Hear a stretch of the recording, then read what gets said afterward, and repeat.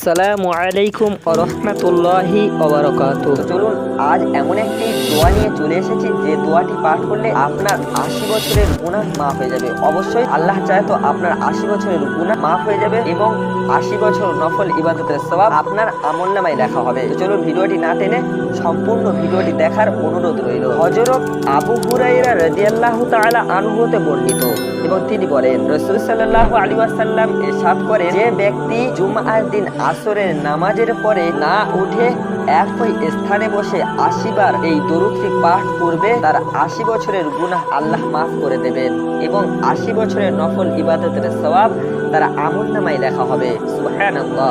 দোয়াটি হলো, আল্লাহুম্মা সাল্লি আলা মুহাম্মাদিন নাবিয়্যিল উম্মি ওয়া আলা আলিহি ওয়া সাল্লিম তাসলিমা। প্রিয় ভিউয়ার, জুমার দিনে আরেকটি ছোট্ট আমল হলো, হাদিসে এসেছে জুমার দিনে সূরা কাহাফ তিলাওয়াত করলে কিয়ামতের দিন আকাশ তুল্য একটি নূর প্রকাশ পাবে। সুবহানাল্লাহ। আল্লাহ পাক যেন আমাদেরকে এইরকম ছোট্ট ছোট্ট আমল করার তৌফিক দান করেন, আল্লাহুম্মা আমিন।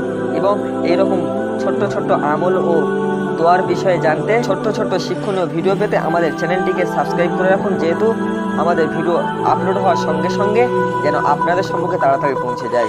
আসসালামু আলাইকুম ওয়া রাহমাতুল্লাহি ওয়া বারাকাতুহু।